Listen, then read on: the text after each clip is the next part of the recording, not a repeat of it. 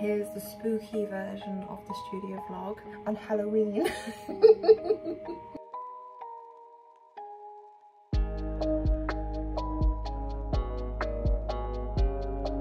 So today I'm going to show you some bits that I've been working on for my shop. I'm nearly there. I need to get to the final bit of getting my shop together, and we are very, very, very close to getting it all finalised. So I'm very excited. I'm going to show you some bits now, what I've been working on. It's mainly the gift tags that I've worked on. So from BananaPrint, I got some gift tags printed with my design on. This is actually a design I did a year ago, with some watercolour flowers and some little ladybugs and bits of plants, and then I've got that printed on the back side.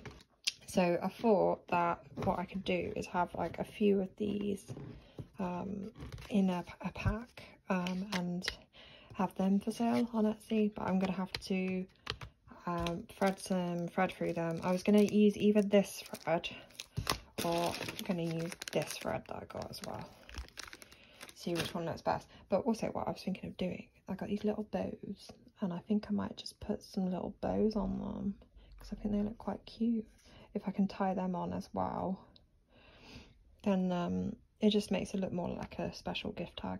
But I think they look lovely. Yeah, so if I was to do that, I think probably like that, and then so go like that, and then maybe this fabric, not this fabric, this string. Don't know, maybe that string, I'm not sure. Actually, that won't go at all. Maybe that one then. I'll see what happens. Actually, I forgot that I got this string, which might work better. Actually, that will work better than it. I think that might work better without the bow. I don't know. I also got these little, oh god. I also got these little gem things, which I thought could look quite nice if I attached them to the gift tag. And that you could have the gem and then this string sort of attaching to it. I don't think it's going to work very well with the bow. Well, it might be working with the bow as well, actually. I'm thinking string wise, whatever suits the look more. I think personally I don't like the green. I think green's out. And then I think we're going to go between one of these.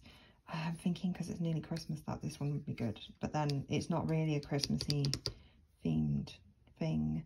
So I'm thinking maybe this one, because this actually suits it really well. Yeah, I don't know. I can add little bows onto them to make them look more special, but it doesn't really need it. It doesn't have to have a bow on it. I could put it on the other side. So you've got a bow on the other side, because there's not as much on the other side of it, because that kind of fits with it. So I might do that. I also have these little gems, because they would have hung like that sort of thing. But now I'm thinking it probably won't look good anyway. Probably won't make much sense to have it on there. Or I could hang it off the little bow there. So yeah, I've changed my mind actually, and I've just gone for putting it on the front. It's not dried yet, so I'm not going to lift it up properly. Now I'm going to have to see if they all dry anyway, like and see if they are like, the glue's hardy enough. Otherwise I'm going to use some other glue. I'm using this Loctite all-purpose adhesive, so hopefully that will work, but I don't know. We'll have to see. I'm working on a book with an author at the moment called Malvivor. I actually did the first book with her last year, and end of last year, I think it was, and beginning of this year. And it's available to buy on Amazon now. At the moment I'm looking at bits of text that she's got for the next book, and it's going to be an illustration of a magical locked book that's floating on top of a lectern or altar, or you know, like a little plinth. So I'm just getting some ideas, because she wants it on top of a moon. I'm thinking this will be quite cool, but with all the tendrils and stuff coming up over the top, and then sort of joining the moon to the rock.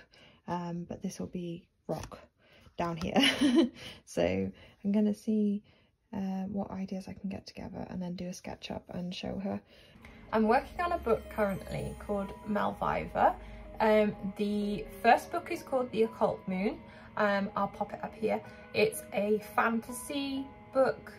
It's based around a girl who is basically like thrown into a fantasy world, and she's got like fantasy family that she didn't really understand like or know about until like she gets thrown into this world. But it's like very magical, very interesting, and lots of different things going on. I did the illustrations, they're black and white pen drawings. I worked very closely with the author to get them right, and they look really good. So yeah, I'm working on the second book now. I don't know how many books there's going to be, but I think there's going to be quite a few. But I'm working on the second one at the moment, so wish me luck. Another thing that I've been doing is obviously Halloween themed things.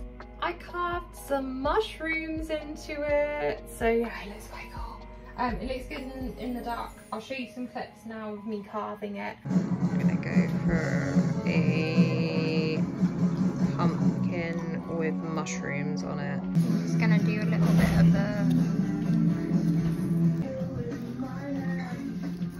Let me just do another one. Oh! You missed it! Right in the corner.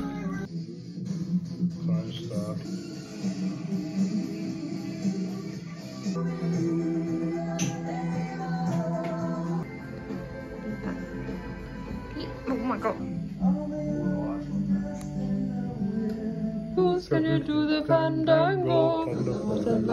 I need less of a movement going on. You can't do that listening to Queen. And also I managed to do a pumpkin pie. You only make pumpkin pies like once a year really, basically do your blah blah blah maybe. But I made a whole filming of my recipe and everything. Well, not my recipe, but I used a recipe that I'll link below. So today I'm gonna make a pumpkin pie. It's gonna look a bit like a cooking show now, isn't it? I'm gonna use some of this free from gluten-free plain flour, and then I'm also going to use some gram flour, which is usually used in Indian cooking. You can get it from like the world foods aisle.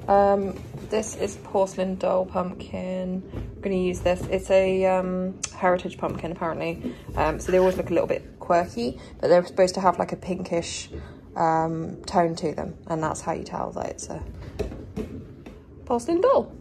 So yeah, I've got all my ingredients for the pastry together. I actually managed to find out that in this recipe it has vegetable shortening in it, and I didn't know that was the same as shredded suet. So it's just vegetable fat, which is like dry, and I'm going to add that into the pastry, but I'm going to use xanthan gum, I think that's how you say it, because if you are making pastry or cake or anything really gluten-free, this is great because it binds everything together and gives you that sort of crumb that you usually would have. So we're going to do that now. So I'm using Sally's baking recipes, which is on a website called sallysaddiction.com, I believe it is. So she said to put 2 cups of flour in. Sorry, not 2, 2.5 cups of flour. This flour always looks a bit clumpy, but don't worry if you do use it, because it's chickpeas, so it's going to be a little bit more of a coarse grind to it than normal. And it's also really high in protein. Need a teaspoon of salt. I don't think I'm going to measure it out. I'm just going to put some salt in, and then I'm going to put a bit of my xanthan gum in. Usually, oh well. Usually I use about half a teaspoon, but now apparently we're using a teaspoon. So let's see if that works. Then we're meant to just whisk all that together, I guess, just to combine everything. Obviously the xanthan gum is not in her recipe. This is just so that I can make it gluten-free. So basically anything dry you want to put together in the beginning. Whiskey whisk. Then we need 85 grams of unsalted butter, cut into cubes. 85 grams is approximately half of this block. It says to use chilled butter, and I can't remember. I'm trying to do this one-handed. That go in there. We need 2/3 of a cup, or 130 grams I think it is, of vegetable shortening or vegetable suet. Then we've got to combine that butter and shortening suet stuff, really combine it. It's said to combine it to the extent that you don't really have it like completely combined, you've still got lumps of butter in it. When that's all combined, you need 120 milliliters of cold water, or half a cup, and then add some ice to it, and then gonna stir it around, make a nice watery cocktail. Then we've got to add little bits of this water to the mix. It says to mix with a with a rubber spatula until we've got large clumps. So I'm going to do that now. Now I've got this sort of consistency where it's like bound together, but it's still got some like give to it, you know. Then I got my, it looks like crumble onto here. I think I'm gonna get really messy with this, so I'm probably not gonna be able to film this part. Okay, now we've got our ball formed. That didn't actually take too long. It probably took me about 5 minutes to form that. It came together really well. So now we've got to cut this in half, and then we're going to form it into 2 discs, and then we need to wrap them and put them in the fridge. It says between 2 hours and 5 days. As I want to make this today, I'm going to do it for 2 hours, and then I will probably just make the pumpkin filling while I'm waiting for that in the fridge. Okay, so we've got the 2 discs now. They're about just bigger than my palm. I don't want to push them out too far because at this point, because they'll be rolled out later, we just need to get them in the fridge and just let it chill. I think probably give it a chance to sort of bind. I'm not sure how different it is for gluten-free flour, like chickpea flour and stuff, because I'm not sure how the binding or the scientific stuff behind it works, but I think it's going to need time just to sort of like set anyway and settle into itself. So we're going to do that now. I'm going to pop that in for 2 hours, and then we're going to make the pumpkin puree mix. I'm going to actually make the pumpkin puree now. So all I have to do is cut this up, put it in the oven for I think 45 minutes, and then we're going to roast it, and then afterwards when it's cooled down we're going to blend it down into a puree. This is so hard to chop up. I'm going to try and squeeze them onto 2 trays now, and I've got rid of all the seeds. I ended up just chopping off the sides of the pumpkin, and I didn't even like cut it in half because it was so hard to cut. So now I've just got this weird funky inner piece. So this is the pumpkin puree. I've had to drain it quite a lot because it was very watery and it's still got some water in it. So that's going to be the pumpkin puree that usually you would buy in a can, I guess, or tin. We're going to use this dish. I need to give it a bit of a wash, I think. And then we're going to roll out the pastry. I couldn't wrap it in cling film, so I've had to put it in foil, but we're going to roll this pastry out, put it in here, and then we're going to bake it in the oven so it's like par baked. While that's in the oven, you need to get the pumpkin puree, and then we need to put 3 eggs in and some brown sugar. 1 1/4 cup of brown sugar, and whisk together. Then when that's combined, then we add the cornstarch. So we've got a tablespoon of cornstarch. Then we're going to put half a teaspoon of salt in. And then we're going to put in the cinnamon. 1 1/2 cinnamon. 1/4 of a teaspoon of nutmeg. And half a teaspoon of ginger, a tiny bit of ground cloves, and some pepper. And when all the spices are in, then you put your cup of heavy cream in, 1/4 cup of whole milk, and we mix it all together. So I've just poured mine in, and I've actually got half the liquid left, so I think it's a good job I've got another round of pastry, because I can just put that in the next one. So I'm going to leave it uncovered. I was going to do like a crisscross pattern on top with the other dough, but I think because I've still got some of this left, I might as well just keep it and then I can make another pie. And so I'm gonna put this one in the oven, and then it says about 50 minutes, and then check halfway through and cover the edges with some foil if it needs. And here's the finished piece. Here's my finished pie. It got a little bit burnt on the edges, but it's okay because that doesn't matter, does it? I put like a little design in the middle.